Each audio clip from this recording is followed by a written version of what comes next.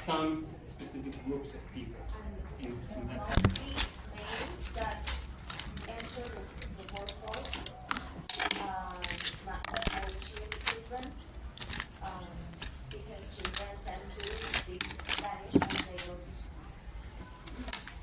I didn't get that part. They go to school and they get English. English, sorry, Spanish. Okay. They learn Spanish. Okay. But do you know if these indigenous languages are also taught at school, in some schools? Are there programs for the teaching of They are those? not taught, but the teacher understands. There's special schools for children that do not speak Spanish as a mother tongue. Mother tongue. So the teacher knows, understands that this one is in Spanish. Okay. Okay. There are other provinces, like for example Formosa, in which some indigenous languages are maintained through official programs at school. That is, the languages are taught with the aim that the children of those peoples maintain their language and they can eventually use it in their communities, in the school environment, and eventually transmit it to the future generations. This is the case in a very specific small town in which the level of school and the level of children of the school is very low. Okay. I was checking Google information about. Sorry, I was checking on Google information about Estado Plurinacional de Bolivia, in which the state recognizes not only Spanish as the official language, but also the existence of other 36 indigenous languages, and they are official languages, and it is done in order to promote the quality in the use of those languages. And it's also, I cannot find like the law, let's say, or the act, but I think that it's also promoted like to be taught at schools, those languages, and they coexist. Okay. Why does this make sense? Because these decisions have an impact on society. They have consequences. If a language is declared as official language at national level, or it has some status at the local level, then the government, the Ministry of Education, have to make provisions for the teaching of these languages. And what is necessary for the teaching of indigenous languages, for example? What is necessary for the teaching of Toba, Kwon teachers? Human resources. Your teachers. Resources, right? Resources like dictionaries, books, and these are products of other kinds of decisions about language, which count as what kind of planning? Decisions about corpus planning. What is corpus planning? Decisions about, I don't know. Yeah, you know. Come on, Because Sophia. you apply the concept correctly, so we know that you know. Well, decisions made about the materials which are used, such as dictionaries, books. Well, not just the materials, but what will be included. Okay. You know, the selection. It's not about the dictionary, Right. Sophia. It's about what is in the dictionary. The language. Right. So, what you say about standardization may be useful here because it involves selection between different options of some linguistic forms for qualification, and then, process of standardization. So, Sophia, right? Yes. So, Imagine those communities of those communities in which Quom is spoken. Each community that is separated one from the other geographically, they speak different varieties of Quom, different dialects of Quom, with some pronunciation differences in some words, some different lexical items for the same objects in some cases. So, somebody, usually a linguist that studies Quom, together with some teachers, that is a team of people that work with languages, need to make decisions about which alternative for a given lexical variable, or which alternative for a pronunciation variable, or for a grammatical variable, which one they're going to include in the dictionary they are generating, or in the grammar that they are writing for Quom, or the option they're going to use in the textbook they are producing to teach that language. So, making a decision in favor of one variant and leaving the other variants out is, what do you call that? Standardization. Okay? So, standardizing a particular language, opting for one language variety instead of another, counts as corpus planning. But that's not the only case. Other cases include what happened a couple of years ago in German, where an orthographic symbol that represents that is like the beta Greek symbol was replaced for a different combination of characters so that writing on the computer would be easier. Okay? So that affects the orthography of German.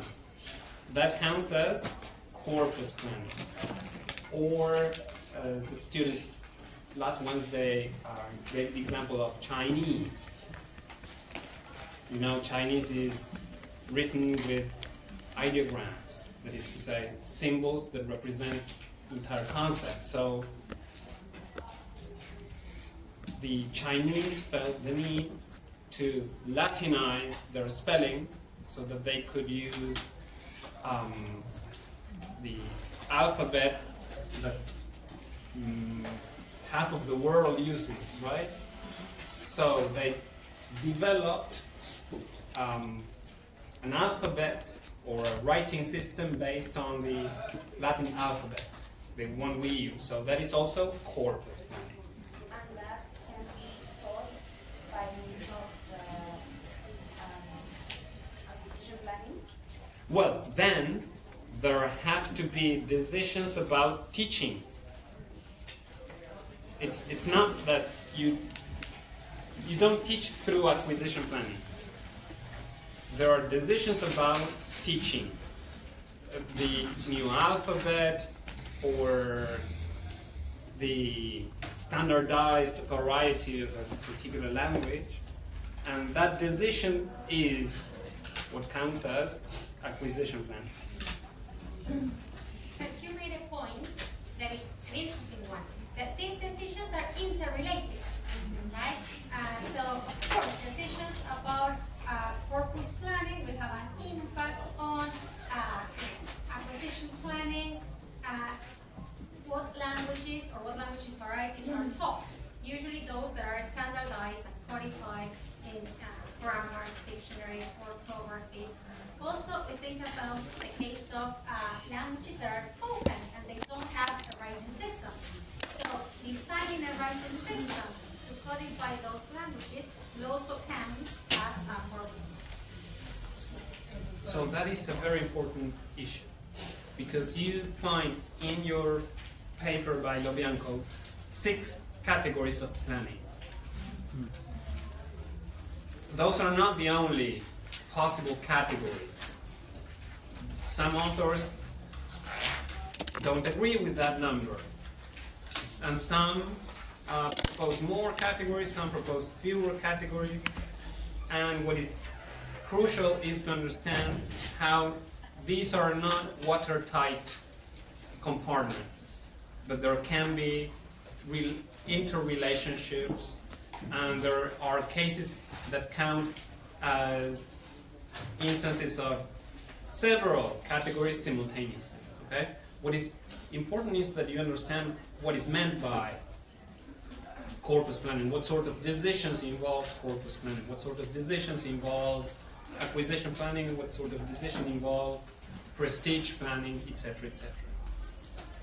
And how these decisions are affect each other, because the decision to codify a particular language variety will have consequences in the promotion of that variety within a particular speech code.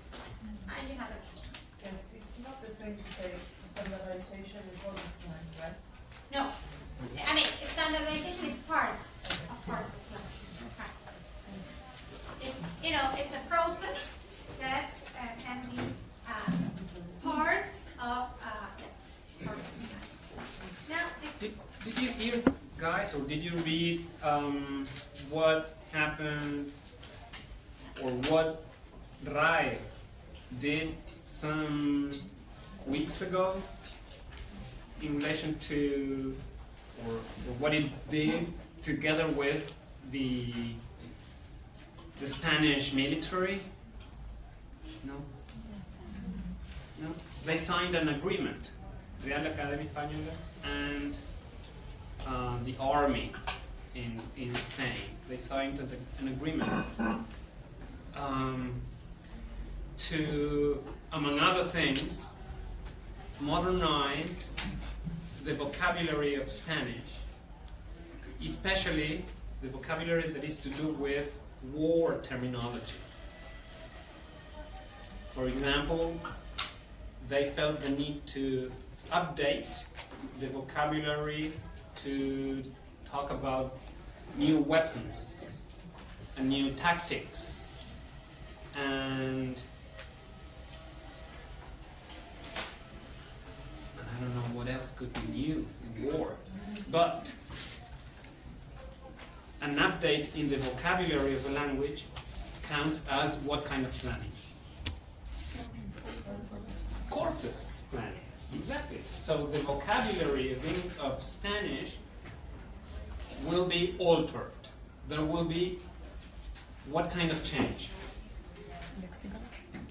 Lexical change that will not take place as you studied, that is, each new generation using the incoming variant more frequently, and the older generations using the traditional, the old variant less frequently as time goes by. This is, let's modernize vocabulary today.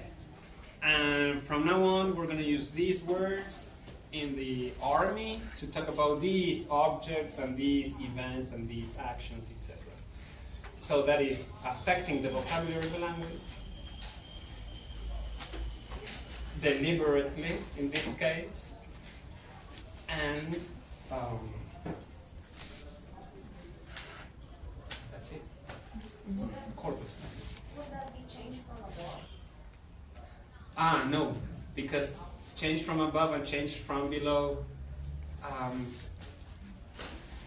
usually involves the more spontaneous, everyday use of the language and how the change gets spread, etc.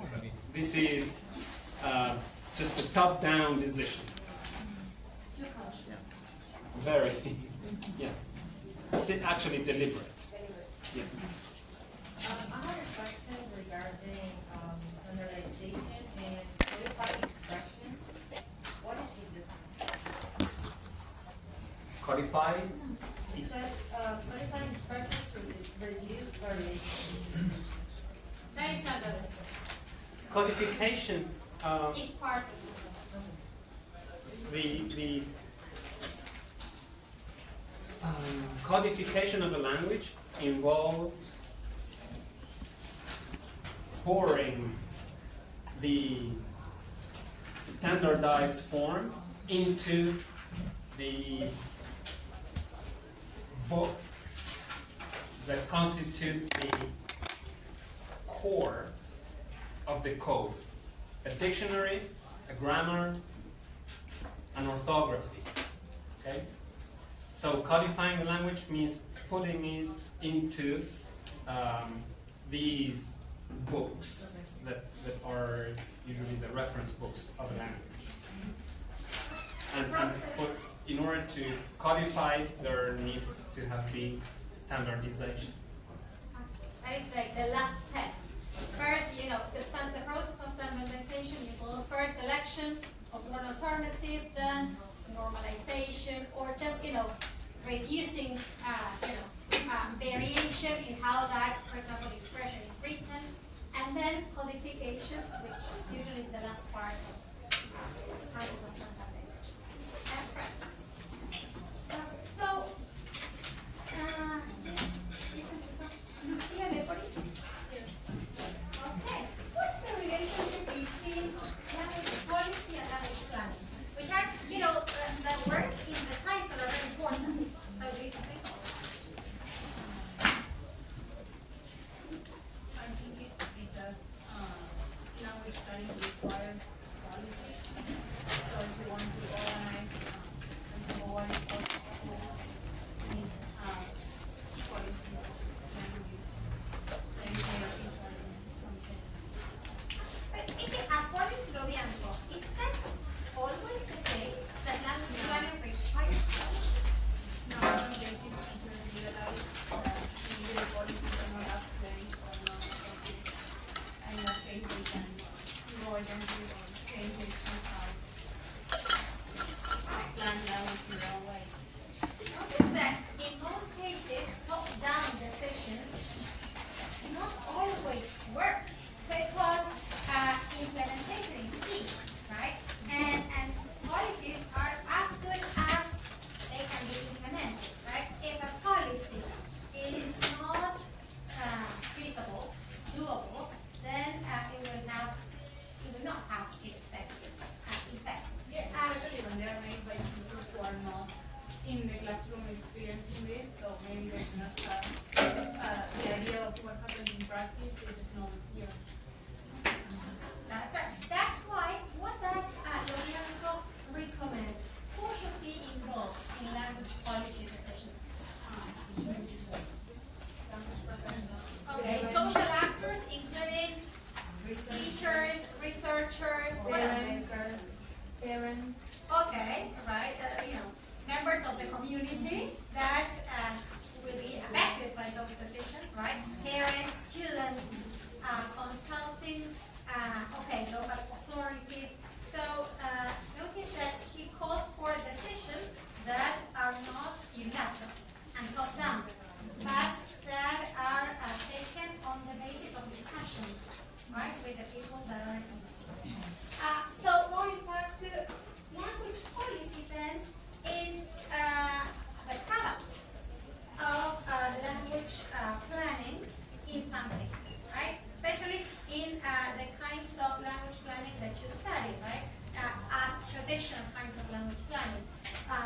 The product of status planning is usually a policy regarding the status of languages or language varieties in Hello? society. You mean a law Right. or an act?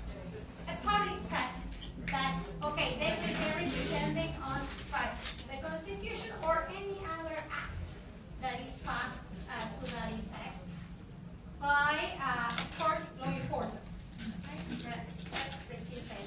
What about purpose planning? What is involved? I have a question about status planning.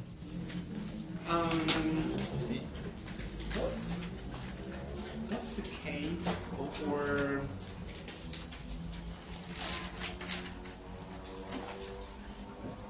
let's see how I ask it. Is Spanish the official language of Argentina by any law? Is there any public text with the force of a law that establishes Spanish as the official language of Argentina? Have you found out? The Constitution. Is it?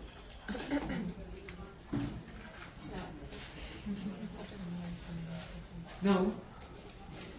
Spanish is the official language of Argentina, but not by any official document that says so. The Constitution doesn't declare Spanish the official language of Argentina. And what about English in the UK?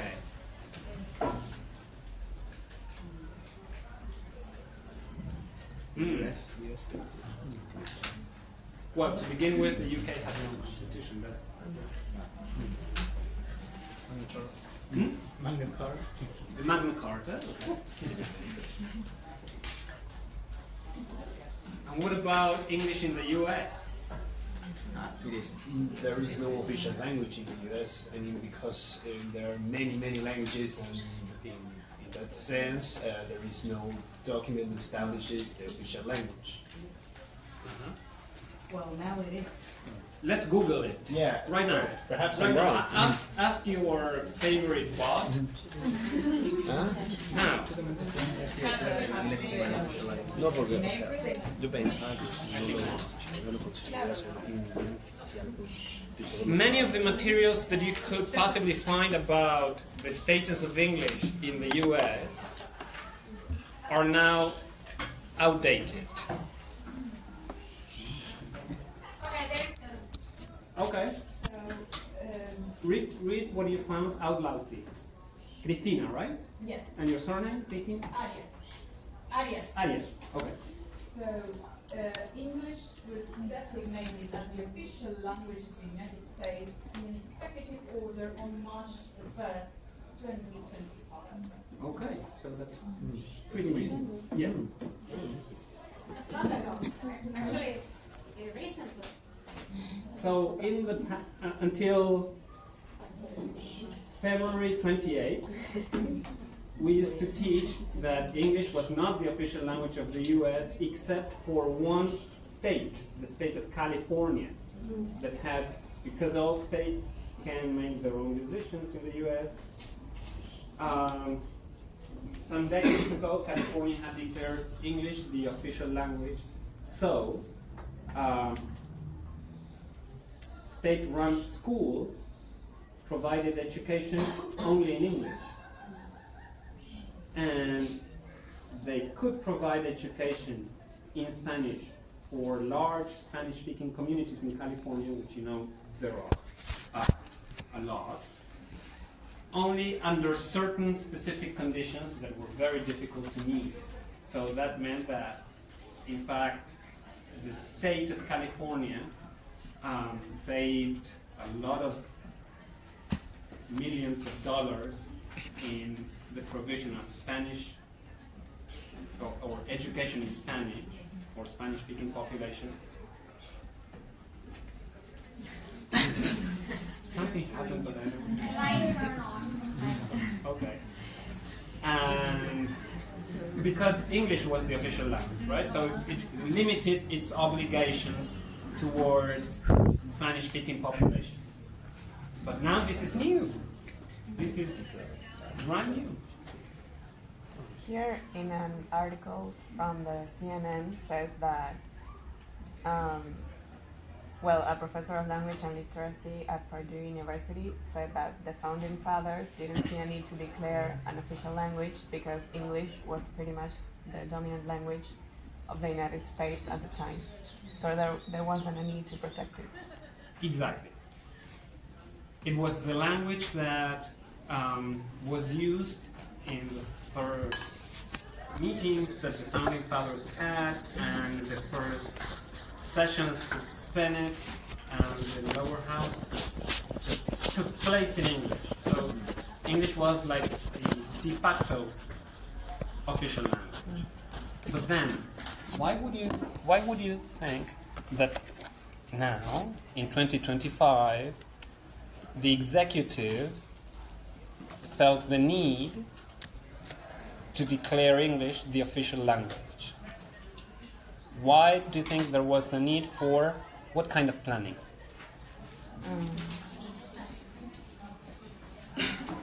Status. Why? Your name is? Agostina Piñero. Piñera. Okay, Agustina. Because now there are many more communities that speak other languages, and there has been a lot of immigration to the U.S., so they need to establish one language as the official one, because what do you do with the other languages? I mean, it's like, how do we know which one is the language of the country? Agustina, but immigration has been taking place for centuries in the U.S. I know.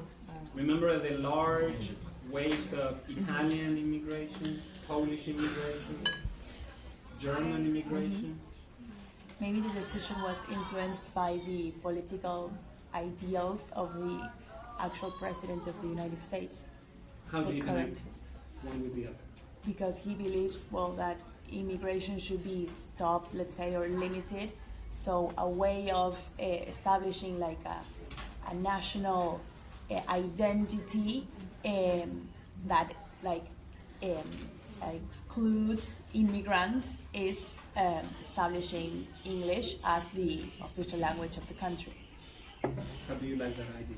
And I completely agree, because it could be seen as a sort of hindrance to the, let's say, to the coming of immigrants to the country. I mean, because they would see that English is the official language, and other ones like Spanish are not, let's say, allowed.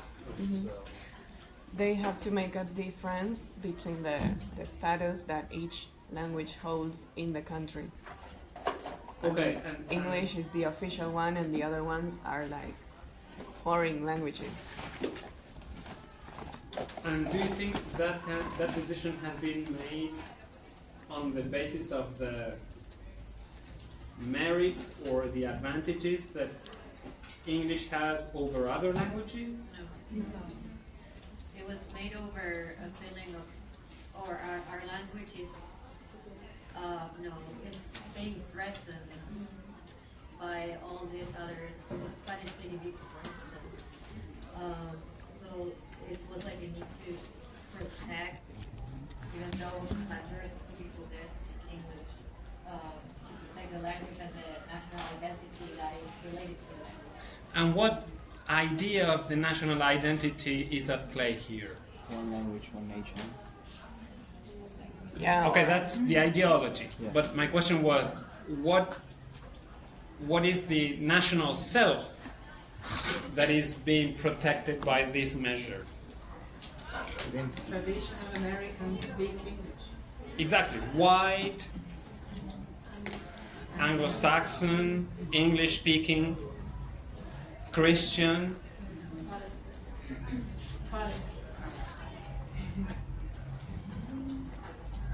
I don't see Trump as a... Well, there are branches of the Republicans that are staunch Catholics, actually, more than Protestants. Right, so I meant Christian as a cover term for... I would say that, at least to me, like the stereotypical American is the WASP. Yeah. So the fact that Protestantism is a part of that identity. Okay.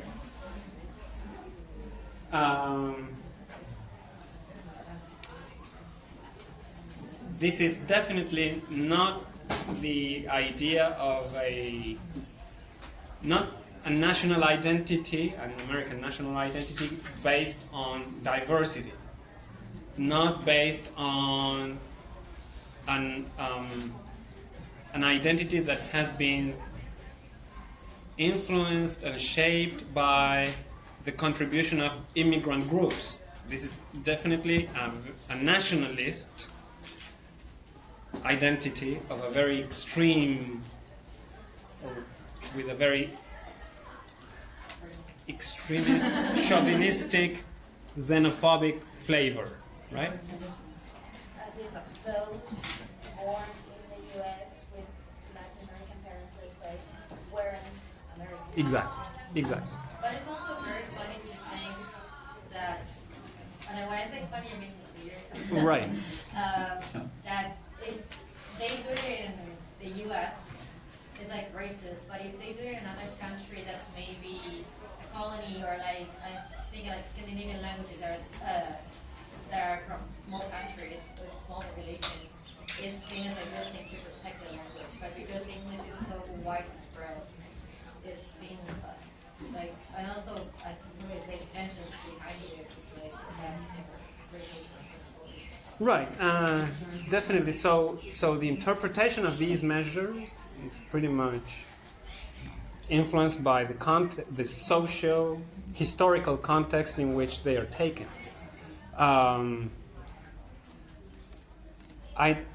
think I agree with those of you who think that this is only another manifestation of these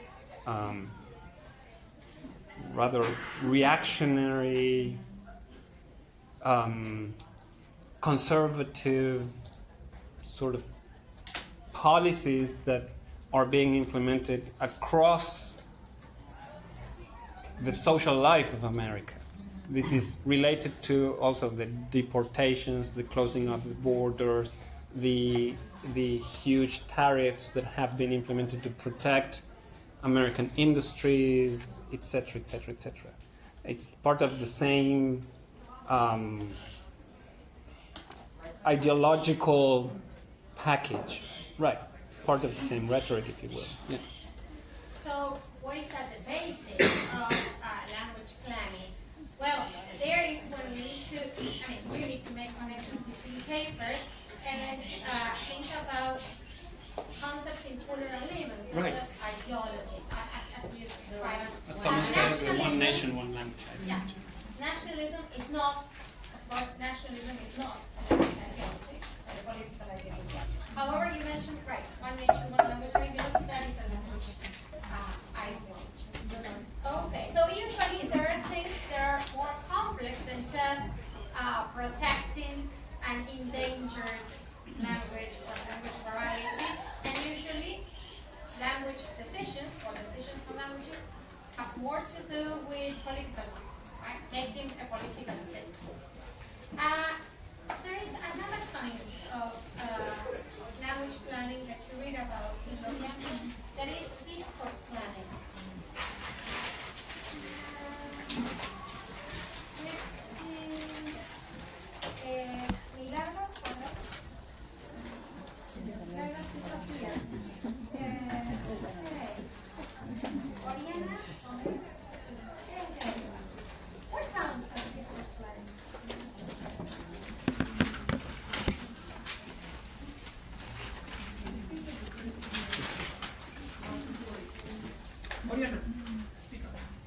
I think they refer to how people express themselves. Well, the paper says that it's helping people participate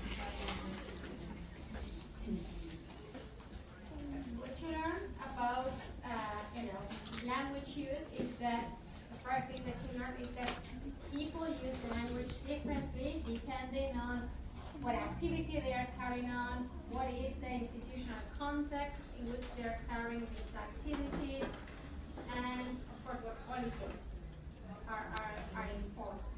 So it's not just about how people use language, but more narrowly, decisions about how to use language within specific institutions, corporations. You can think about this school, right? Are you aware of any language policy regarding the use of language here at the school? For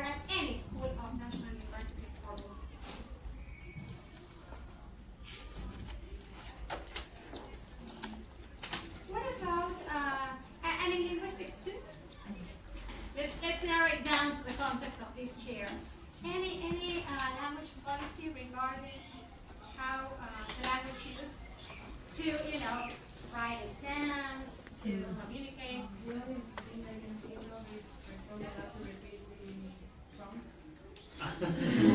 Very good. Excellent. Right. But there is a paper on avoiding sexism in language, and there are measures regarding avoiding uses of language that are considered sexist. That counts as discourse planning. Right? I know others. Is speaking up discourse, a way of discourse planning too, here? Because you are always reminding us, speak up, is that discourse planning? That's because you're shy. That is a practical issue that we have to deal with because of the acoustics of the classroom. It's not very good and there's noise. There's classroom management. More than that. Yeah. Good use of meta language beyond policy. Good. Yes. It's required and expected. There's an expression that is not very prepared or is usually corrected on the exams that is in order to. And I was thinking about, could that be a case of discourse planning? Because maybe I thought it was corpus planning. No, we're not altering the English language. Yes, it's only in This this is the institution, use. in this class. The use of English for the expression of precise scientific reasoning. So that is discourse planning. And I'm glad you brought it up and that you're good at it. And of course, a decision made on, ideas we share about, the problem of referring to intentions when, they cannot be captured. They are elusive, they are hard to prove. And of course, scientific discourse requires that what you said can be tested. Right. So there are two more contributions. Yeah, there are two. People are eager to participate. I wanted to mention, I googled it to make sure that I have the correct information. Last year, the Ministry of Defense prohibited the use of inclusive language, In and which people in country? the army use words like soldada, generala, cava. They can have like a punishment in a way. Right. So is that an instance of discourse planning? So notice that in Argentina you have it. You have some schools that, for example, has humanities, I think, that you can present a thesis using these grammatical forms, including the new gender-neutral suffix. Other school that says here there are other ways you can do that. And notice that those are decisions that are taken by different institutions regarding how language is expected to be used within their domain. So, the School of Communication also accepts the innovations that involve, for example, the use of the at symbol, arroba, or the X, or the E for gender neutral nouns and adjectives.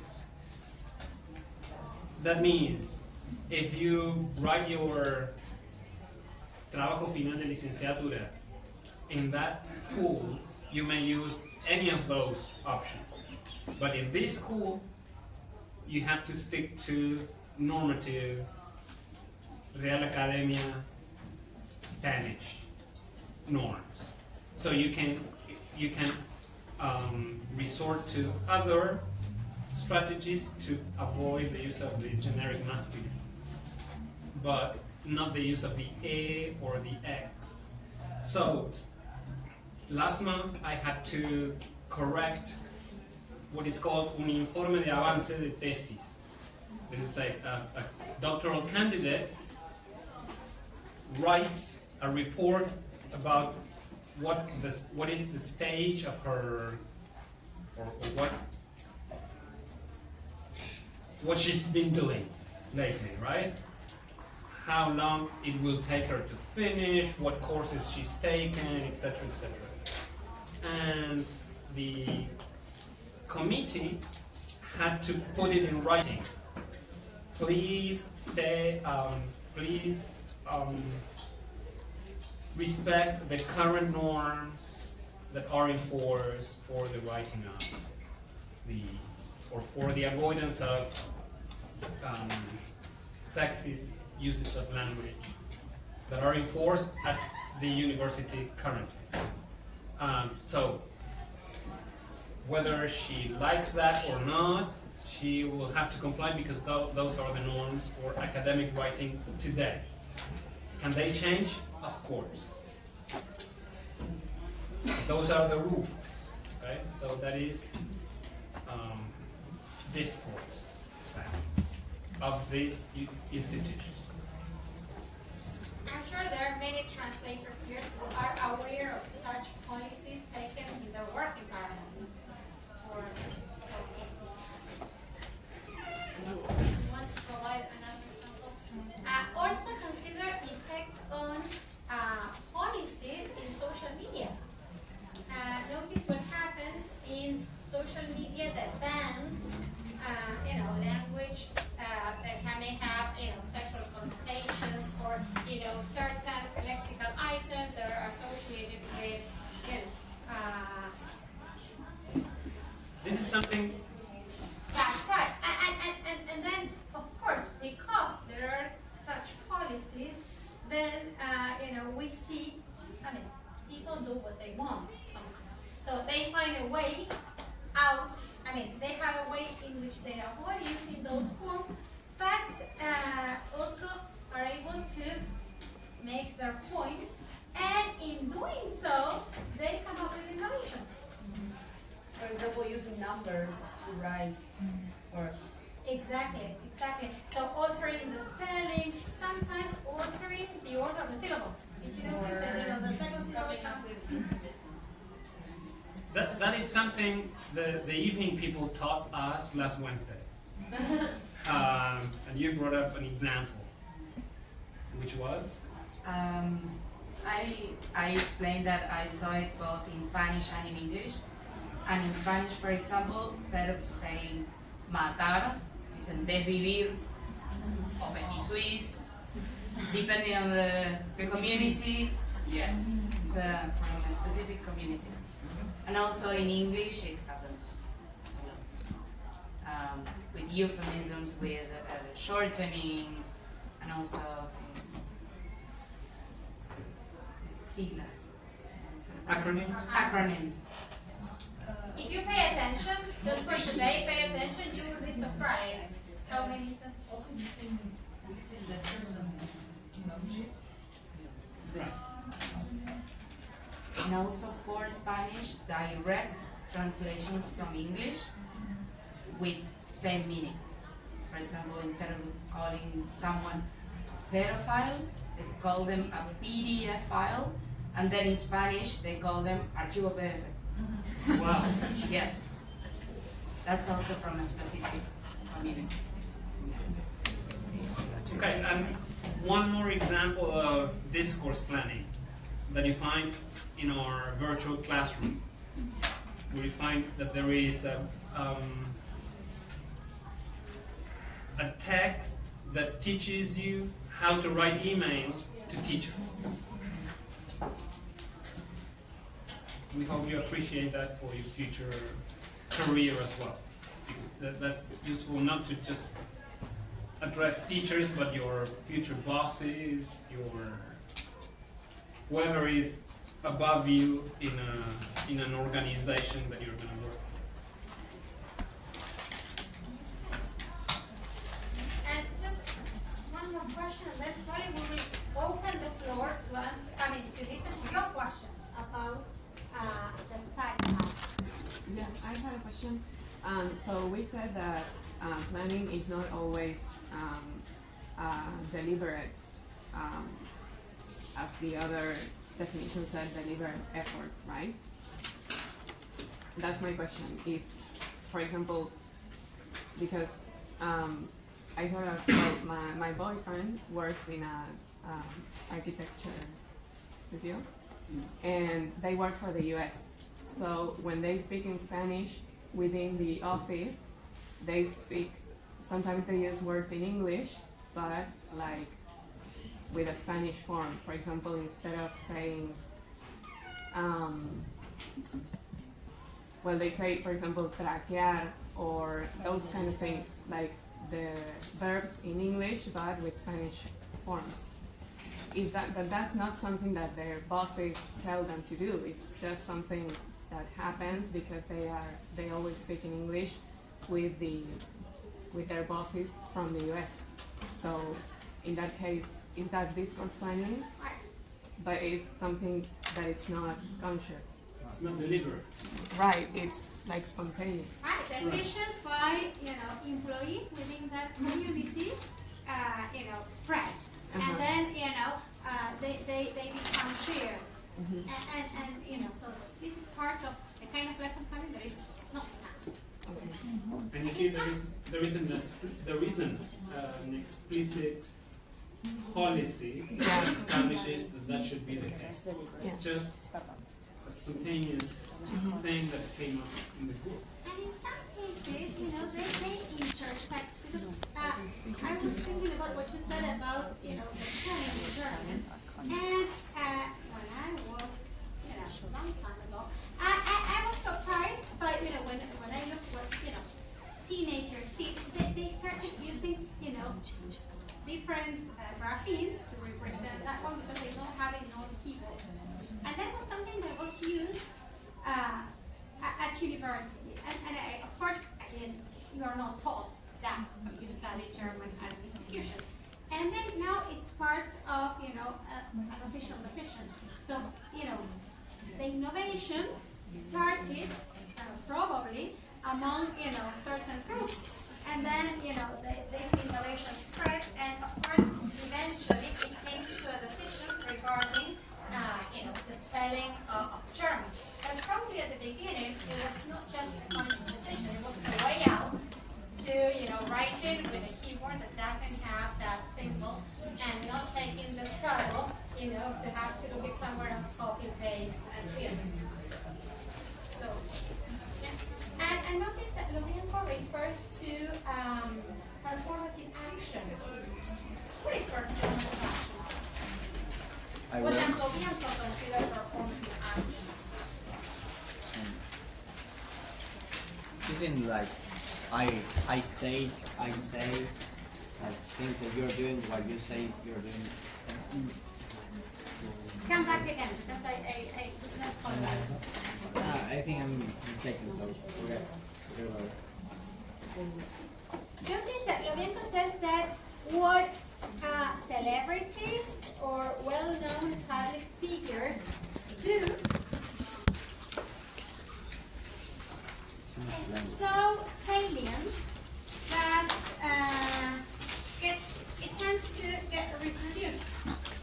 So what a president says, or the way in which a president uses language, is likely to be imitated by some, right? Probably the followers, and of course, it may have other reactions to that. But notice what happens. This can have a massive effect, and therefore it says, okay, this is a different kind of lesson, language plan, right? Performative action is a kind of language plan, not always deliberate, and not definitely not always a kind of language planning that gets manifested in a law or an act. But it's very important, to be considered as within this wider definition of language planning. Right? So another kind of language planning refers to decisions taken by important figures in their public speeches and how they affect what other members of the society and the choices of other members of the society. Questions? questions about this? I was just thinking about one example some minutes ago, that is Swiss. I think it's a performative action because the term emerged from an influencer, a streamer, and he started to use the term, so... Can you speak up? Yes, sorry. The term emerged from an influencer, Which term? Petit Suisse. Uh-huh. And Which means? yes. Okay. He started to use the term, so the videos didn't get banned, and then the term got viral, and many people started to use it. So that is performative action, but it's not deliberate because, I mean, I didn't think he tried to impose Right. the term. He used it in order to avoid his videos being banned. What's the connection between Petit Suisse and that? There is no reason to avoid saying Right. you or die. So, your Because it is reference banned. to And I have a French and question. everything. It actually comes from a Spanish YouTuber who uses Petit Suisse to mean suicidio, suicidarse. Okay. So the Swiss part is actually the connection. And Martin Right. Senior started to use that because he saw her do it. But he uses it more generally to mean any form of death. Yeah, like do you know that rock band System of a Down? So they have a song called Chop Suey, which is about suicide, and they couldn't exactly, they couldn't name their song Suicide, so they went for this what's the name of the when you avoid a taboo term using se me fue la palabra? Euphemism, sort of. Okay, now that makes sense. I have a question because this influencer uses these euphemisms because if not, he cannot get money from his videos. Right. Would that be discourse planning because he's following YouTube's guidelines on how to use language? Yeah, yeah, At least in order to get money. yeah. That's not the reason why it's called discourse planning. The reason it's called discourse, or it could be considered the case of discourse planning, is because his use of the language is shaped, molded, affected. But it's not performative action because there's no ideology. He's not like trying to. Well, if that model, if that works as a model for others to imitate, from what you're telling me, that has been the case, his own behavior can be taken as performative action because it affects, it influences the discourse of others. There's no ideology behind it. It's just, I'm thinking that it doesn't count as performative action because there's no ideology behind it. It's just like a way of getting around. Well, that's a very pragmatic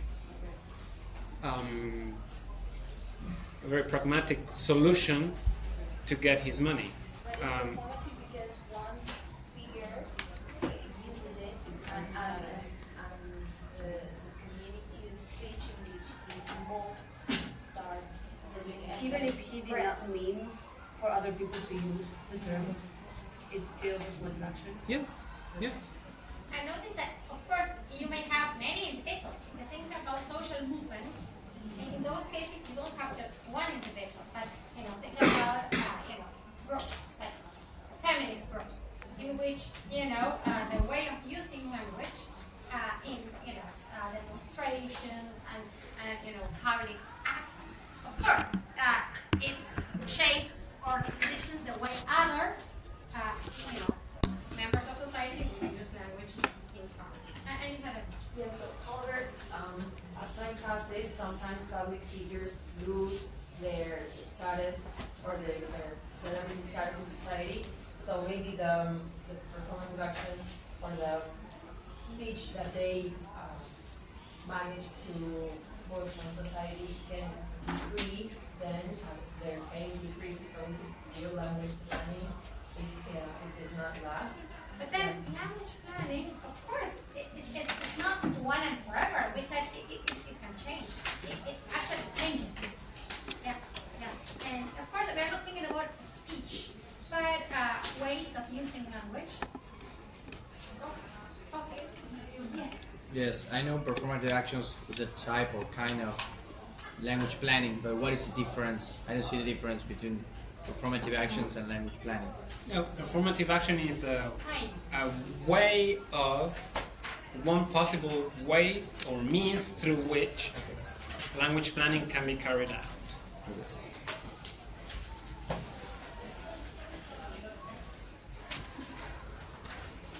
What are the other possible means through which language planning can be carried out?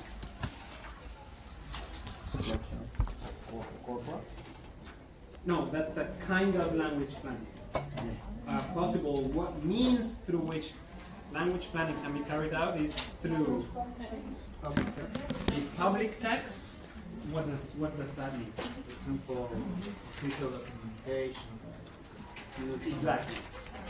The Constitution, language acts, education acts, the Constitution. Those are documentos públicos. Okay? Another possible way. Status planning. Status planning. No, that's a kind of language planning. Okay.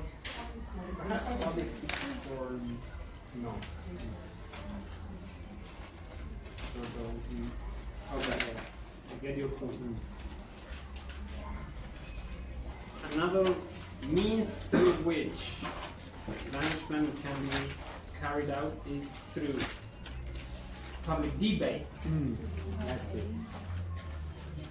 Which involves, it can involve a public speech that is talked about, discussed publicly.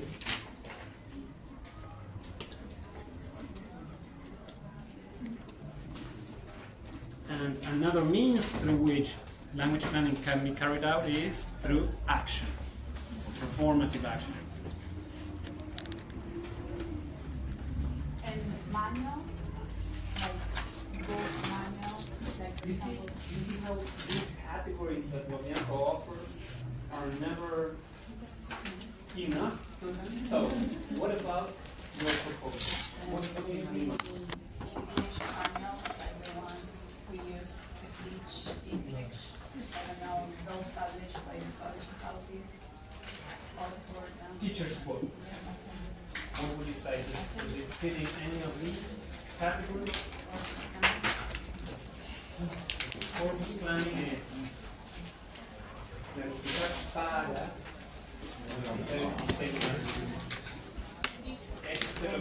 ahora lo que estamos pensando es no qué aspectos de lengua vamos a modificar, sino a través de qué materiales, documentos,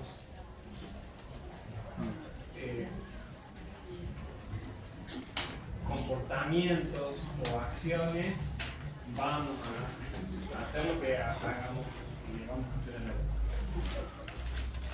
Entonces, los manuales de estilo o los manuales que fijan reglas gramaticales, etc.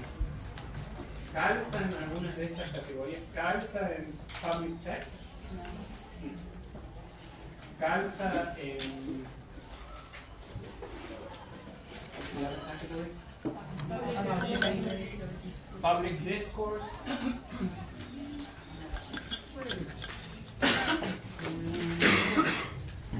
Y calza en performative action.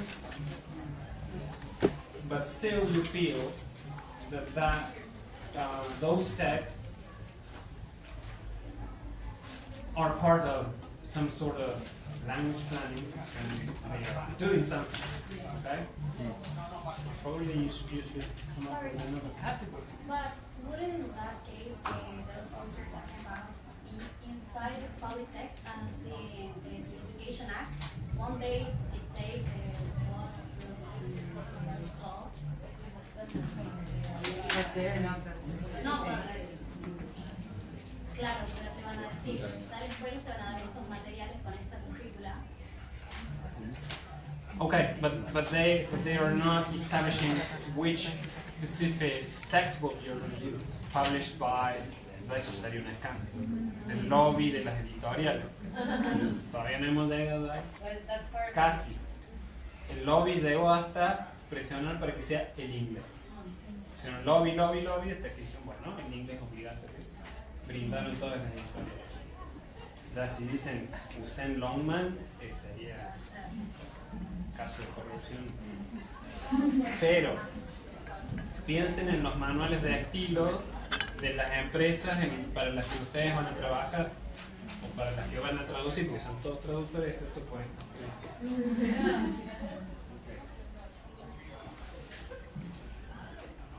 What sort of means to carry out language planning are those? Could we call them public text? Could we call that public discourse? Could we call that performative action? Probably discourse. I don't know. Discourse, if it's taken as in a very large, in a very wide sense, because in its wide sense, discourse involves producing and having text circulate and consume. So probably that fits there. Probably.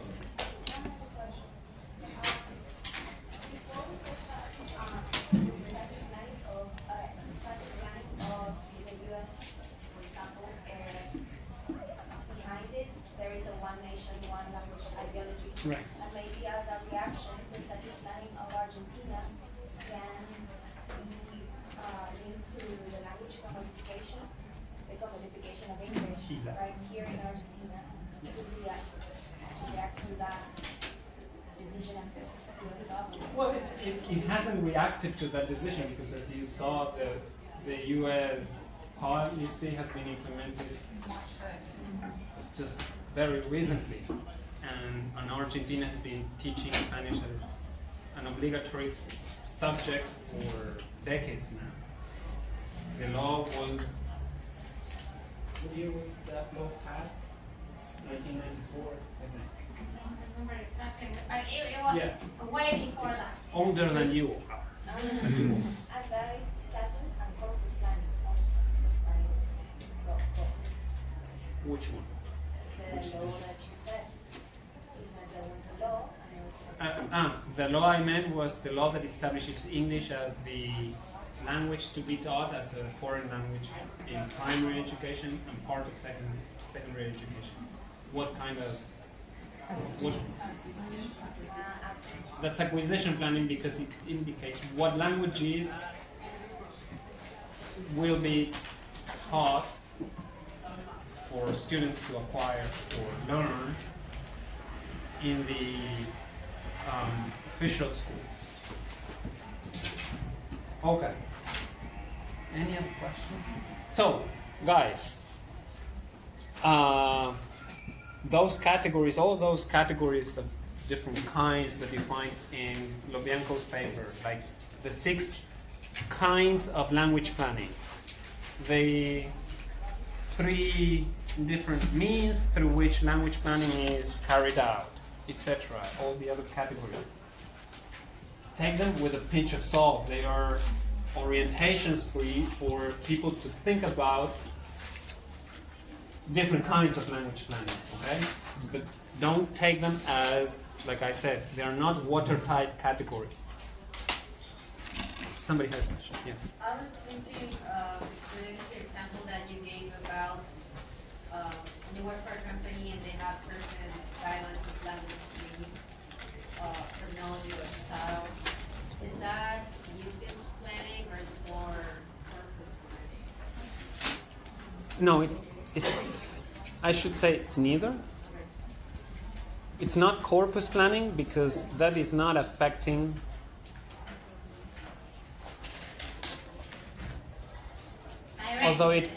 although it could be. Yeah, you could consider it a case of corpus planning. Yeah. Within the company. Yeah. And the other one you meant? Usage. No, the usage planning definitely it is not. Let's look at the definition of usage planning. Yes, I was looking at the definition and thought it didn't fit, but looking at all the others, I was like, it really makes sense. Let's see. Let's go back. Let's go to the page where usage planning. Usage planning involves increasing the domains in which a language. So this doesn't involve using certain pronouns or avoiding certain words. This is a language. Increasing the domains in which a language is used. Usage planning occurs mostly in opposition to a dominant language after political change. For example, the case of Gaelic in Ireland, in which English was the dominant language, and there were decisions by the government to increase the uses that Gaelic was going to be put to. For example, it was made obligatory for Gaelic to be used in ATMs. Ustedes saben lo que es un cajero automático. So, all ATMs were only in English, but the government made it official to use Gaelic in ATMs too. So, when you inserted your card, you could choose English or Gaelic. That is, allotting a function to a language which it didn't used to have. So another example could be Guarani Sarawak. I am not familiar with the case, but has it been allotted new functions? I don't know if new functions, but I know that I think it's mandatory to teach Guarani in South. That's Okay, so that is acquisition planning. but it's But- a minority language. Yes, definitely. Yeah. But usage planning would be a case of usage planning if the Paraguayan government decided that from now on Guarani is also going to be obligatory, or it will also be used to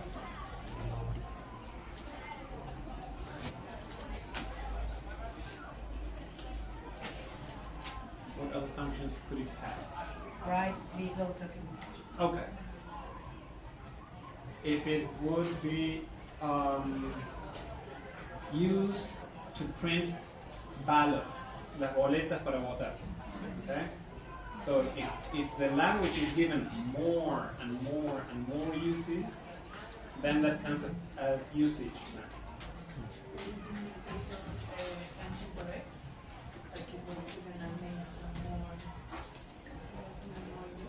The thing is that French in Quebec is the official language. It's not a minority language in Quebec. But it is in the rest of the country. I think it's status planning because the Bill 101 established French as an official language in Canada. So that is status planning rather than usage planning. But imagine that the Quebecois recognized an indigenous language as official too, and they decided that that particular indigenous language will have new functions in the community. That could count as usage planning. But making French available in the rest of Canada that would be fine too, right? Even if it's official in Quebec, it's not in the rest of the country. Exactly. So let's decide all the other provinces, let's imagine all the other provinces in Canada decided that they're gonna write all street signage, la cartelería, in English and French. So that would be a case of usage planning. Putting French to a new use. And here in Córdoba, there's this Armenian neighborhood in which the names of the streets are written in Armenian. Would that be usage planning? Yeah. The thing is, usually usage planning is of an official. I don't know if that. Right, right. So that could be a case if, I don't know, el centro vecinal de barrio Boireda, no sé, Alto General Paz, Boireda, they made the decision to do that and we decided to give Armenian that function. And we haven't discussed this at length, but there are symbolic forces, usually, not just political forces, but there are also, and symbolic comes hand in hand with the political, but symbolic forces that are involved in the decisions that affect language in a community. Okay? Like English in the US is a symbol of a particular national identity, and Armenian is a symbol that stands for the identity of the community of that particular neighborhood. Are you from that neighborhood? No. No? Anybody from Barrio Pueyrredón? Have you seen those things? Great. Any questions? Have you done the questionnaire? Have you answered the questions? No? Do it. Those are study questions. Have you worked on the main issues of the paper? So answer the questions for your own benefit. Now, if those of you who did answer the question have any question about the questions, it's a good opportunity to ask today. Nobody?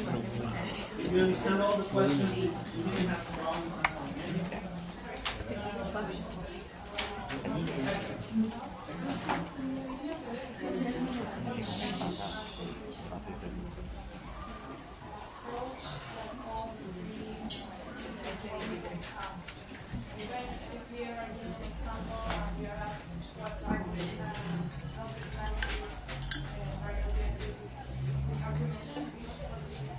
Get those categories, they're very, very old. Sorry, what? Can you repeat the question? The distinction between cultivation and policy planning. Forget about it. It's useless to add two more categories when we've been criticizing the categories and saying that the categories you already have are not enough or they are actually fuzzy. Yeah. Okay, excellent. Something like hard enough, but you mentioned the question about Bengali. The question about Bengali. Bengali, sorry. When it says what language is used to refer to the Bengali words adopted by teenagers and non-youths. I don't know. What was the question again? What question number? My number Second page. Okay. Are you all there? Question should be 11. We need to add numbers. Yes. I did mine already, but we will There is another correction that needs to be made in the file. All the names of languages should be written in capital letters. So Wichi, Ilaga, etc. should be spelled with capital. So this should be question 11. Lobianco mentions the Bengali Academy. Find out where Bengali is spoken. We did. Yes.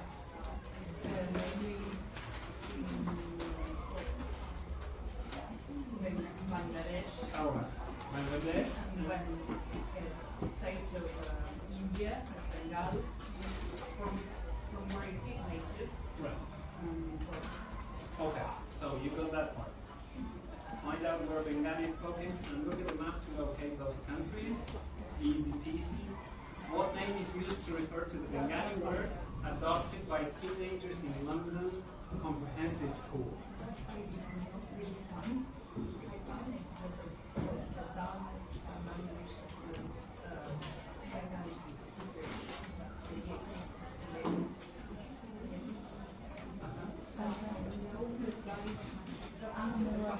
Okay.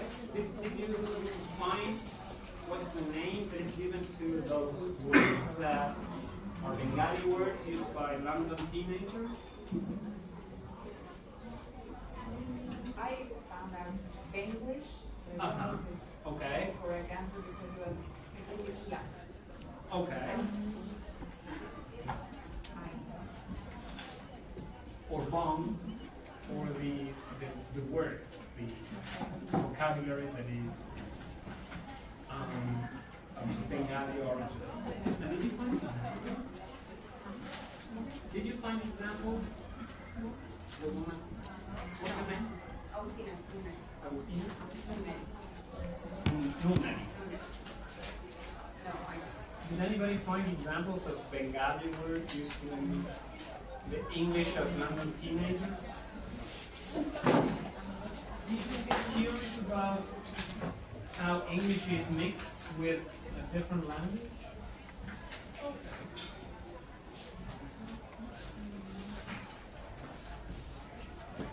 You can even find videos on YouTube, so you don't have to you don't need to transcribe them. You just listen to what present-day teenagers in London speak. That could change your idealized idea of what a white Britain sounds like today in the city of London. They don't sound like sounds English, definitely. They don't sound like the listening comprehension texts you did in language 4, definitely. So just out of curiosity, check them out. See what you would find if you took a plane today and landed in London. You have no idea.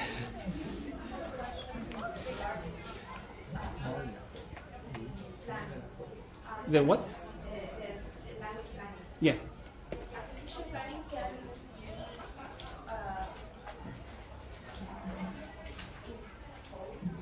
by parents also. Ah. What do you think? I asked her because I have personal experience talking about it, but my grandma. Speak up because that's an interesting case. Okay, my grandma. Can you hear her? Nayara, come on. My grandma's dad was Paraguayan. He spoke Spanish and Guarani, and he prohibited his children to learn Guarani because he thought that it would affect the way they speak Spanish. So I think that it's acquisition planning taken by the parents, the parents also. Absolutely, yes. And notice that that is not a, because that is not a state, a national state or a provincial state making the decision, but a member of the family. Then you can call that family planning, family language planning. And you can add, if you want, you can add acquisition to the label. The thing is that they were living in Paraguay and then they moved here. The older brothers and sisters of my grandma know Guarani because they started school at Paraguay in which Guarani is spoken and spread. Right. But then she didn't learn it because she started school here in Argentina. Absolutely. Yes. And there are families that make decisions that are not so restrictive as this example. Maybe they decide, if they're a multilingual family or a bilingual family, they decide to use one language for certain activities and a different language for other activities. For example, using Hebrew to pray, and then another language, for example English, to carry out the rest of the activities in the house, to chit chat, to comment on the TV program, whatever. But then one activity is carried out in a different language. And the ideology would be normative monolingualism. The ideology If they are very strict about keeping the boundaries between the two languages separate, yes.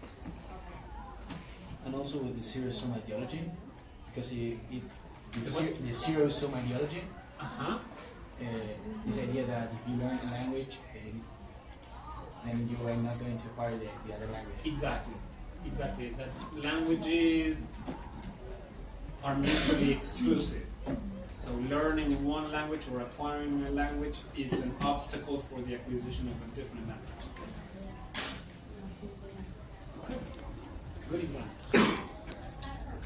Yes. Power.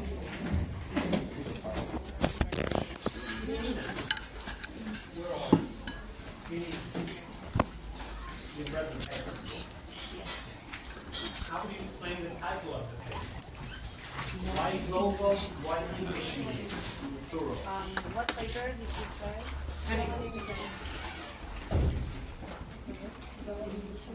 The paper Global English by Penny. What I understand is that English is a language that is spoken by many people around the world, not only in English speaking countries, but also English can be spoken by so many countries as a second language or as a foreign language. And that I understand that English is globally spread. Definitely. That's why the adjective global is applied. Yeah. But then why Englishes and not English? Because what you said is correct. English is spoken as a mother tongue, first language in many countries. In many countries that some authors describe as inner circle countries, meaning countries like Great Britain, England, the US, Canada, Australia. Then those authors that think about or conceptualize the distribution of English think about the inner circle and the outer circle, which includes countries like right, former British colonies like India. Right. Malaysia. And then there are other countries that fall out of that outer circle.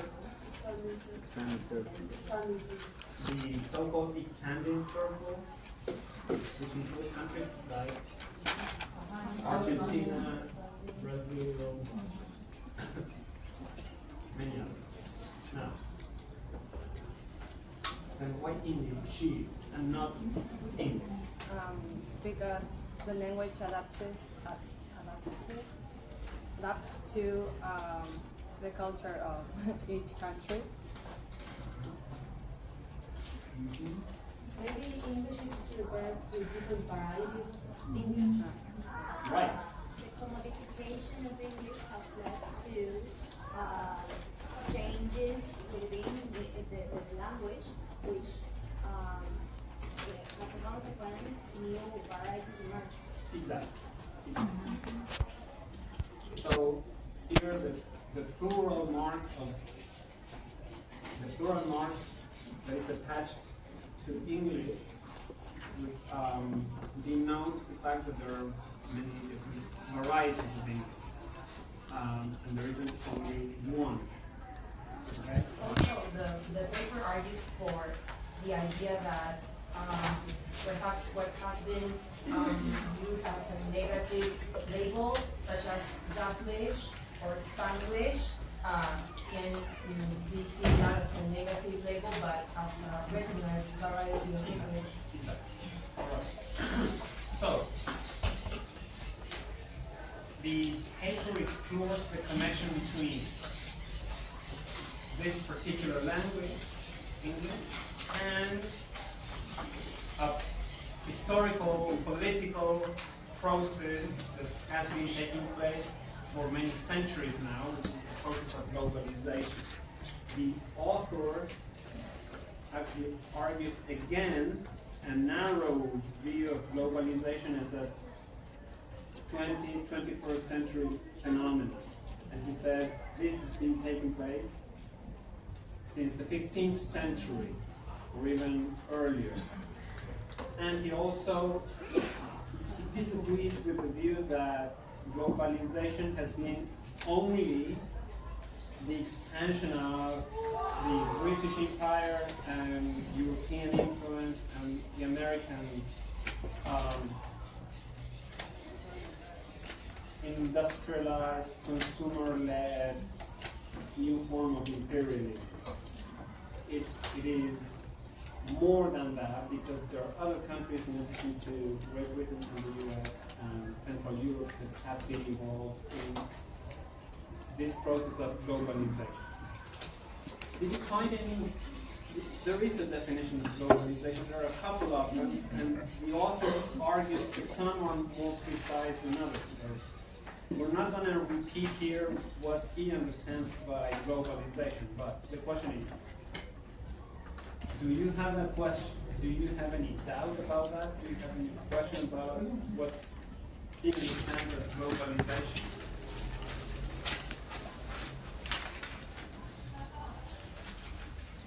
What do you understand as globalization? I'm sure you studied globalization in a different course, right? So how did you see globalization in your culture class, in your culture subject? In your culture. Great.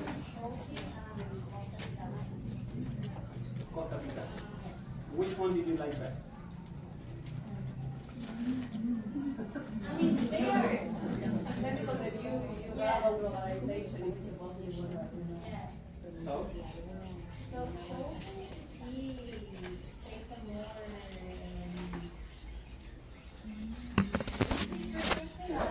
positive perspective. For Friedman, he says that it has led to negative opportunities in education. And also Picasso, he's more critical. He says that it has led to more drawbacks, like the homogenization, like maybe losing certain aspects of some cultures. So, especially the American culture, he speaks about a process called McDonaldization. Okay. How do you like that idea? Do you think that globalization, or rather, I asked you about your personal opinion, you didn't take the opportunity, so now, Pennycook. What's Pennycook's view? Does he agree with the view that globalization leads to greater homogenization? Homogenization meaning it leads to the disappearance of differences. There's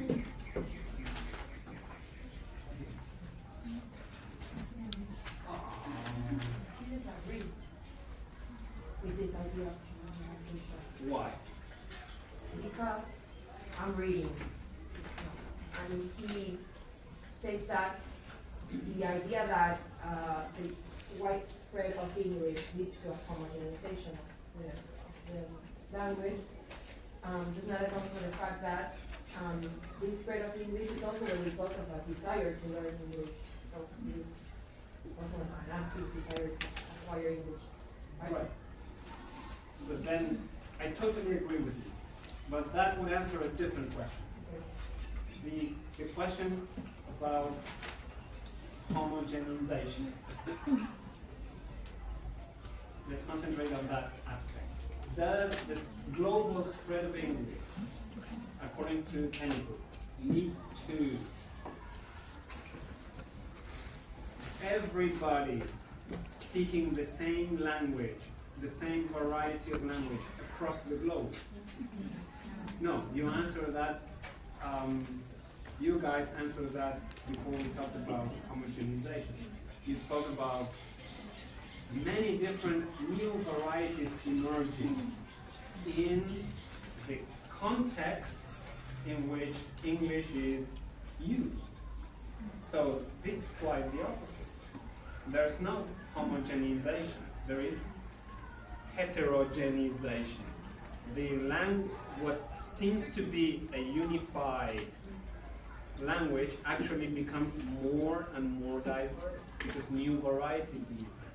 New varieties in the so-called inner circle countries, in the outer circle countries, in the expanding circle countries.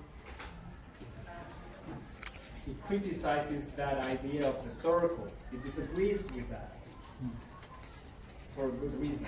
And we're going to talk about that in a minute. Think about not just the homogenization of English or of the languages. Think about the homogenization of cultures. Are you guys perceiving what Costa Picasso predicted? Every culture becoming just one uniform, less. One uniform culture, or do you see diversity? Making up for countries, but we, for example, have adopted from the US. We have adopted from the US is the culture of Christmas, of Halloween. Right. And we do this exactly the same as they do, right? Not exactly. There is always a local flavor. I know you celebrate Halloween on October the 30 something, right? But it is with a local flavor. It is true also that there are commercial interests, that this is part of an expansion of Americanizing beliefs and cultural aspects on other countries. But it is, even if we admit that, we also need to recognize that there is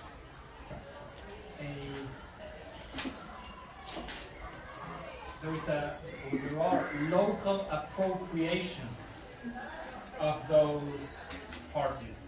I'm not saying it's all good with Halloween spreading across the globe and everybody now celebrating Halloween. I'm saying that does not, however negative that could be, that does not necessarily lead to a homogenization of all cultures.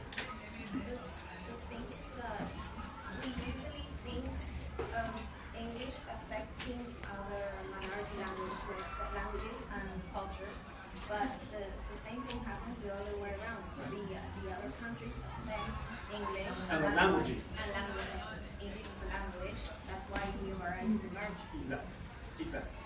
So there is no homogenization. Every community shapes the language and the practice. Right. There is an author that Penny Cook quotes extensively in the paper. A scholar whose surname is Philipson. And he talks about linguistic imperialism. That is to say, how the spread of English is seen as a continuation of American and British imperialism in the world, and how the spread of English threatens minority languages.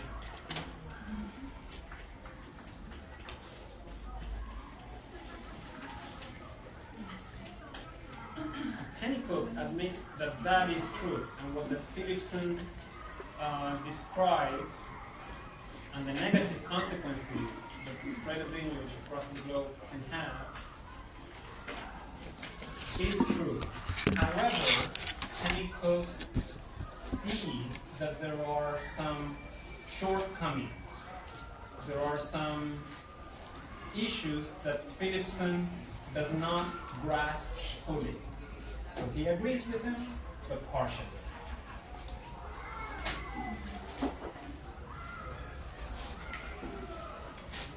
Why? Because according to Philipson, according to Pennycook, the linguistic imperialism perspective of Philipson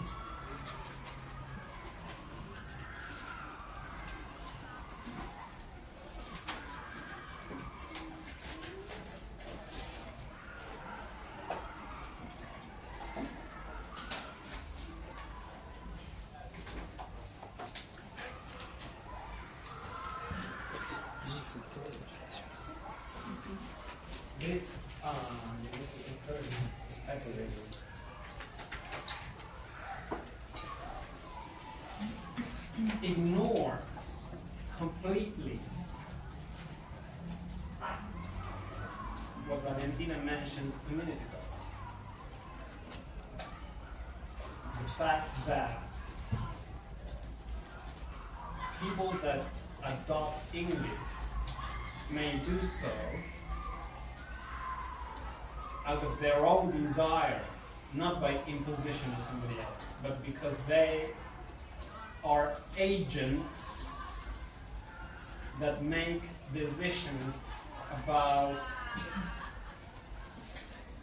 what languages they use, taking into account their own interests. So the spread of English is not always, and it's not in all cases, the result of an imperial project that imposes languages on others. It's kind of, even if it's not imposed, like, forcefully, it's subconsciously imposed. Because if you're telling the world that English is the language that everyone speaks, you don't have much choice to lean towards that, to be able to have more opportunities and to be able to communicate with more people. Well, that's a way of seeing it. Yes, French is also a lingua franca, but not everybody is learning French. Right. So there is definitely an quote unquote an advantage that English has over other languages, right? But what Philipson is saying is there are groups of speakers that decide agentively, actively to appropriate English because they see an advantage in doing that. An advantage for themselves, for their own interests. And that doesn't mean that they are being colonized over again by Britain or America. For example, there's a case here in Argentina of an Aboriginal people whose children learn Spanish, their Aboriginal language, and English at school. And it's the children that see the advantage of having fewer hours of their Aboriginal language at school and having more hours of English, because they see English as a means to getting a better job than what they could get if they learned only their Aboriginal language. So, some linguists in the past decades have been making efforts to protect and maintain certain Aboriginal languages. And in order to do so, they proposed not teaching English, or teaching fewer hours of English and fewer hours of Spanish in favor of their Aboriginal languages. Because they, the scholars, the linguists, who were already in a good position, they desired to save a threatened language. But they wouldn't ask the users of that language what they wanted. So it's kind of a patronizing approach, just deciding for the Aboriginal that it was a good idea to maintain and revive their language. Probably they didn't want to, because they saw disadvantages in being associated with a language that is perceived as backward. Definitely, that threatens that minority language, and that contributes to spreading English as a global language. But that is overriding the Aboriginal people's right to decide what's good for themselves. Can this be linked to the concept of linguistic marketplace? Absolutely. English as a tool. English as a tool to. When you think about the marketplace, or when you think about a language economy, you don't think about English as a tool, but English as having greater value than it's not English, it's standard. Not the English itself, but standard. Exactly. The concept, probably when you're thinking about how different languages compare in terms of value and prestige, the concept you have in mind is language economy, rather than marketplace. Okay, so one concept that Pennycook sees as missing in this theoretical perspective is the concept of agency.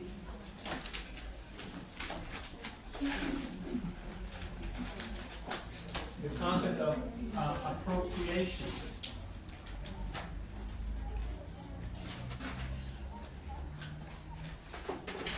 The concept of hybridity. Mixtures.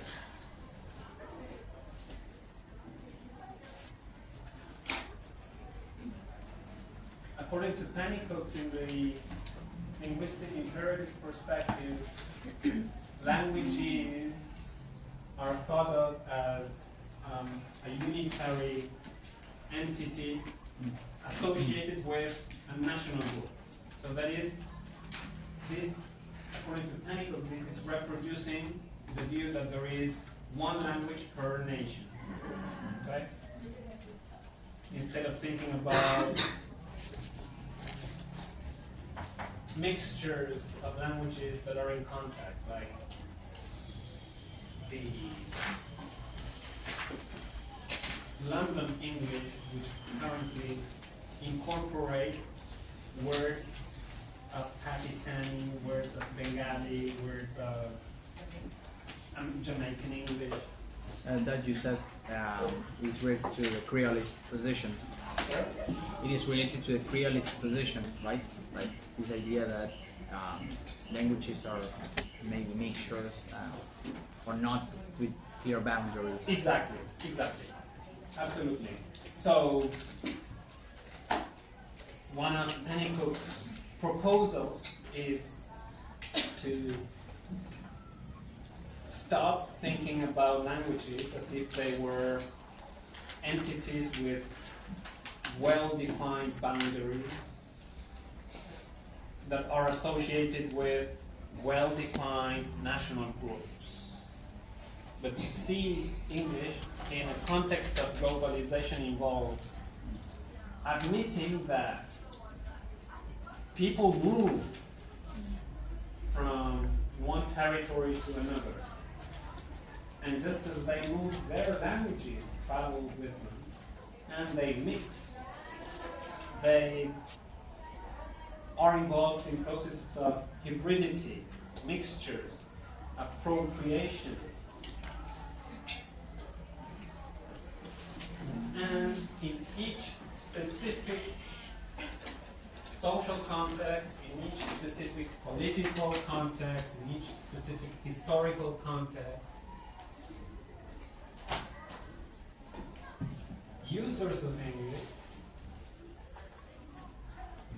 can, not all of them do, but many of them can, exert, it's not exert, they may exercise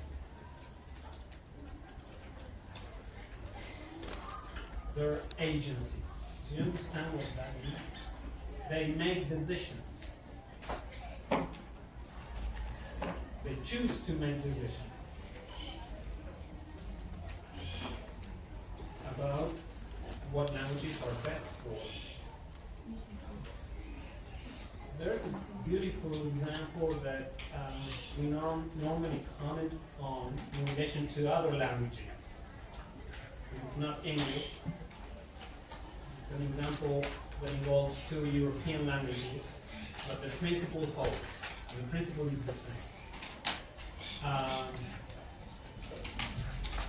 There's a town in Austria, in the boundary between, right across the boundary between Austria and Hungary. Probably you've heard this example.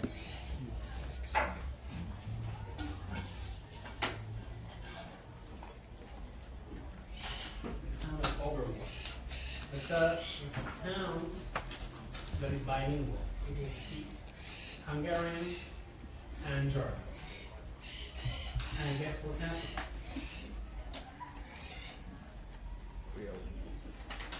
The men in this town are peasants, farmers. They have agricultural activities. And the women were all housewives. So they had to help with the farming activities, and they have to take care of the household chores. And that's all the perspective that women have in their horizon. Until the younger generations realized that they didn't want that kind of life. They wanted to get an education, get professional jobs as professionals, have their careers outside farming and milking cows. And gradually they started using German more frequently than Hungarian, because Hungarian was associated with all the farming activities and German was associated with becoming professionals. So gradually they started to adopt German more and more frequently. So guess what happened with Hungarian in that town? It was gradually displaced. That is called language shift. This is a kind of language change, like the one you studied, but instead of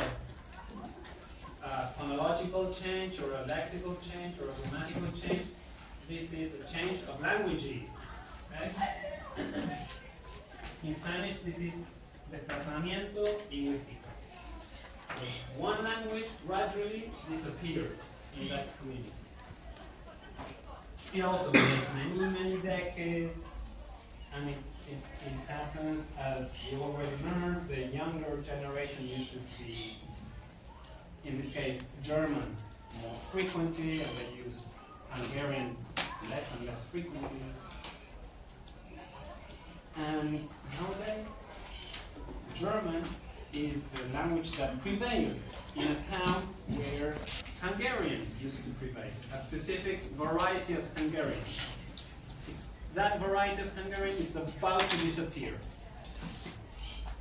Do linguists have any right in going back to that town and telling the women, you should go back to this dialect of Hungarian which is threatened by your choice. Your decision is threatening a dialect of Hungarian. You are not transmitting your Hungarian to your children anymore. But obviously, an endangered language is not No. an endangered, right?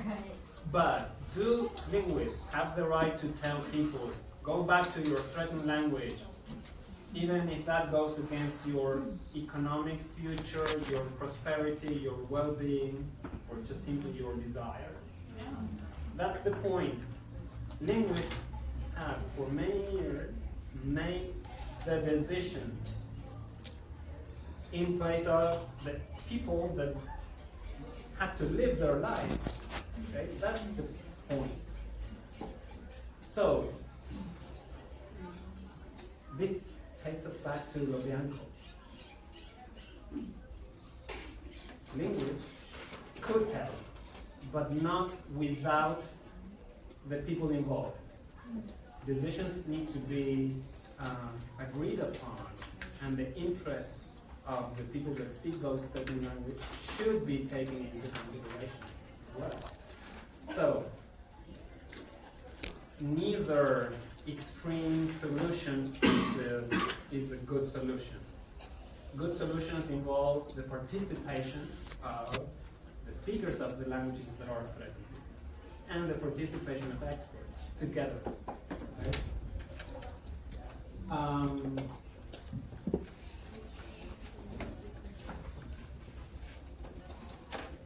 I know this is a very polemical issue. That's why the paper, rather than providing answers, poses questions. And then there is the other question of these two other approaches to English, the World English approach and the Lingua Franca, English as a Lingua Franca approach.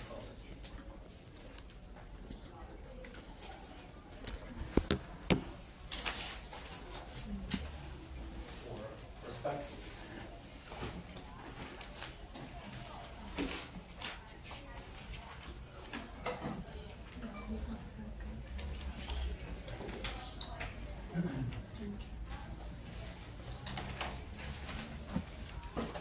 What are these two perspectives? The World English perspective and the English as a Lingua Franca perspective. These two perspectives, let's put it like this. The linguistic imperialism perspective, and you could also include here the language rights, or the linguistic rights perspective. This is a perspective like the linguistic imperialism perspective that also adds the element of human rights.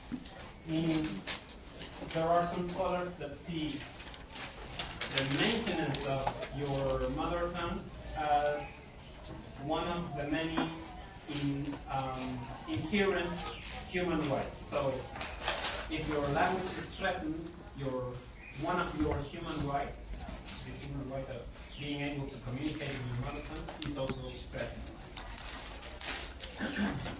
in this particular paper, Pennycook doesn't discuss this perspective much, but he connects it with the linguistic imperialism perspective. They are not equivalents, they are related. Yes, they are related. But these two perspectives concern the impact that the spread of English has on other languages and on cultures, right? Yes.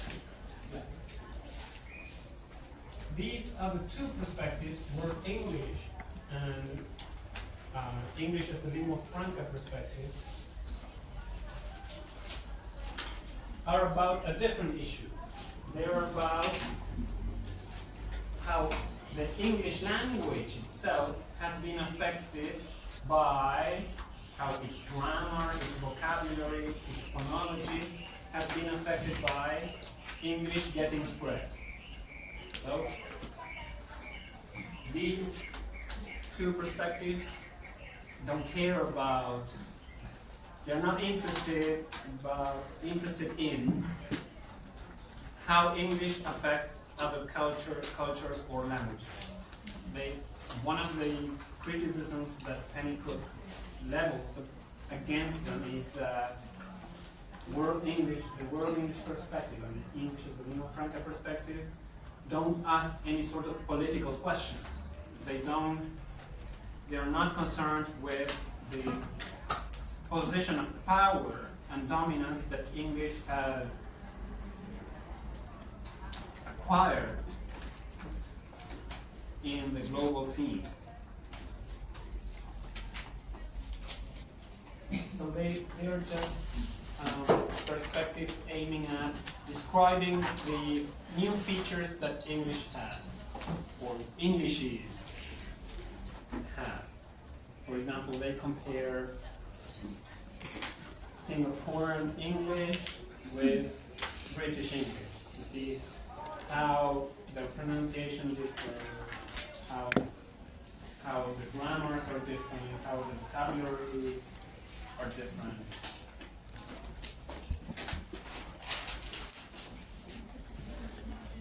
And the English as a lingua franca perspective is concerned with identifying. Do you understand what a lingua franca is?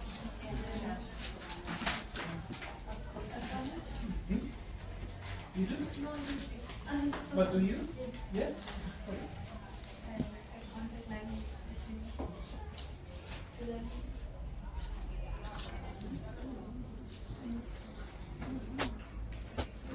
A language that is used for communication between non-native speakers. Non-native speakers of that language. Okay. So those guys, the English as lingua franca perspective, they're interested in describing what are the core vocabulary, grammar, and pronunciation that those non-native speakers use to communicate effectively. So it's like they describe this particular contact variety of English. And they also don't ask any question about the politics of English, the position of dominance of English with respect to other languages. Okay?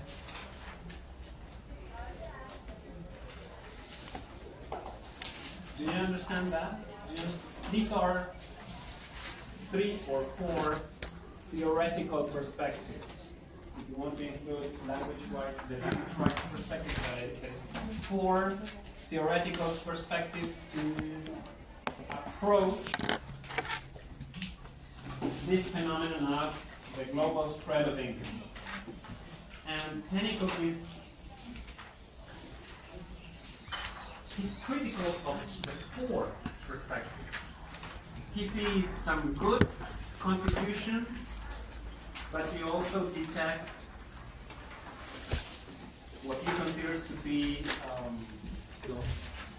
flaws, defects, pitfalls shortcomings. No, apologies, I said so. And there is something that he sees that is positive that all of them share. What is it that all of them share, have in common? That Pennycook sees as something positive.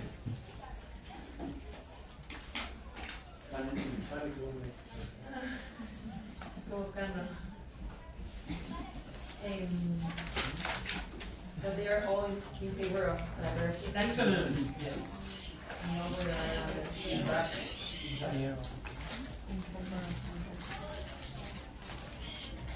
So the linguistic imperialism perspective may be very pessimistic, and it may be short-sighted according to Pennycook, but is in favor of diversity.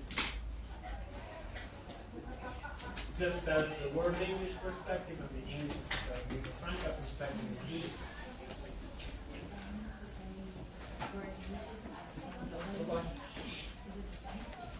Well, the world English perspective is a label that has been adopted by the scholars working within this theoretical framework. And global linguistics is the title that Pennycook chose for his paper.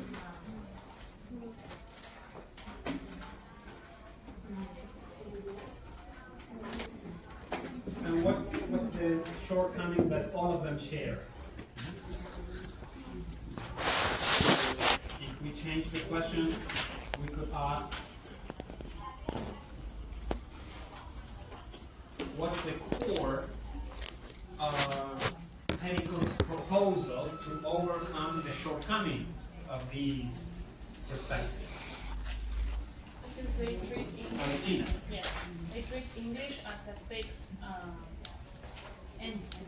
Exactly. So he proposes that we think about English in a more pluralized content where it is appropriated by different nations and it is heterogeneous. So this is what Pennycook feels is missing in all the other approaches. Thinking about appropriation, hybridity, mixtures, agency, and not thinking about languages as fixed entities. This connects with ideas that you also find in the paper by Fuller and Lehman. Fuller and Lehman talk about translanguaging. Do you remember that term? It would be a good idea to start connecting them.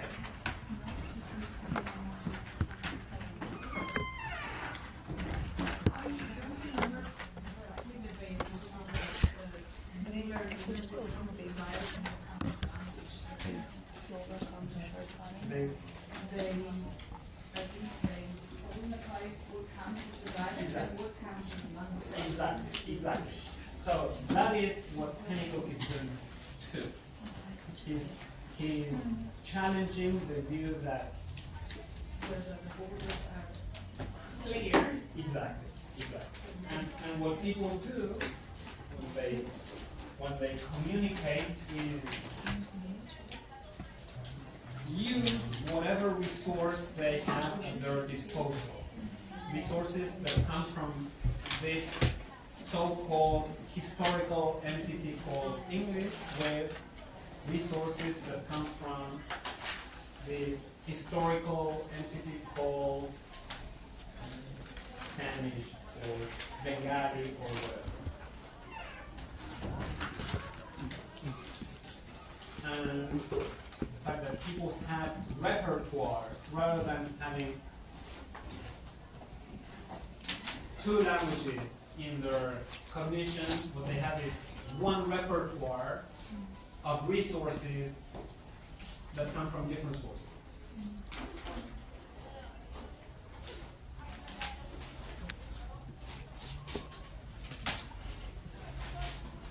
So, it's paradoxical when you're about to finish a program in English and in translation and in at a historical point in time when the very notion of language is challenged.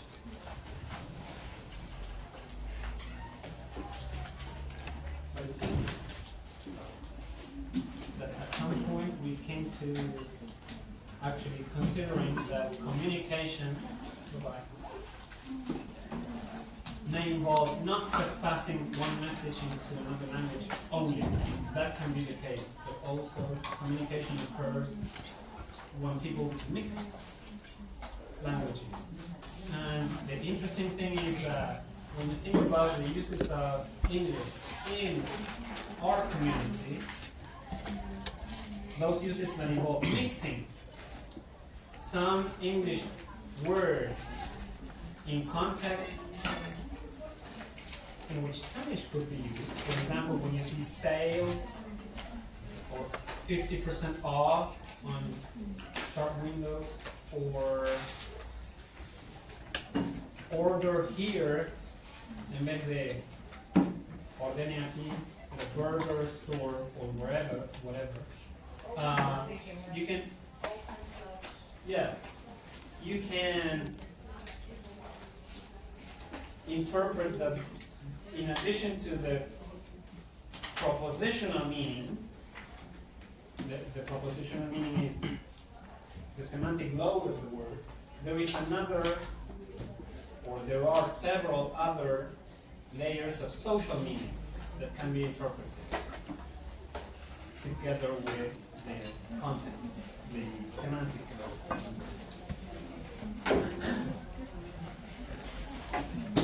People are encouraged to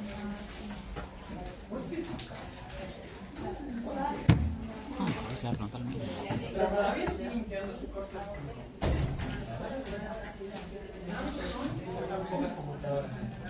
Pasa que le hicieron promocionar el tema.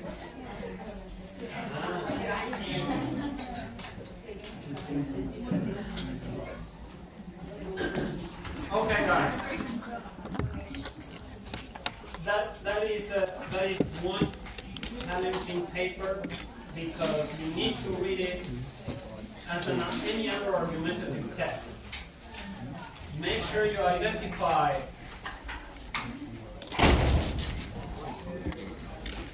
what position, what argumentative position other authors have, or Pennycook assigns to them, and then how he challenges those argumentative positions. Okay? Make sure you can identify these perspectives and what are the good points that Pennycook identifies in each perspective, and what are the shortcomings that he identifies in each perspective.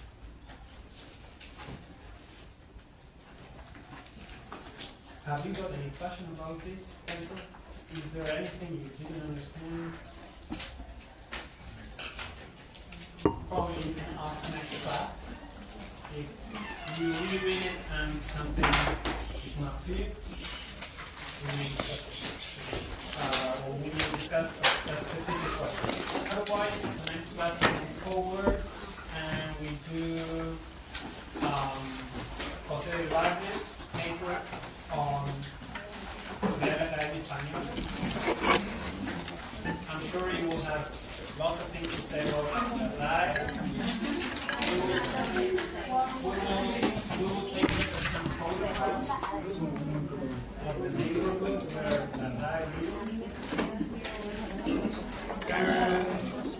that the very last paper about on Facebook. Probably Facebook is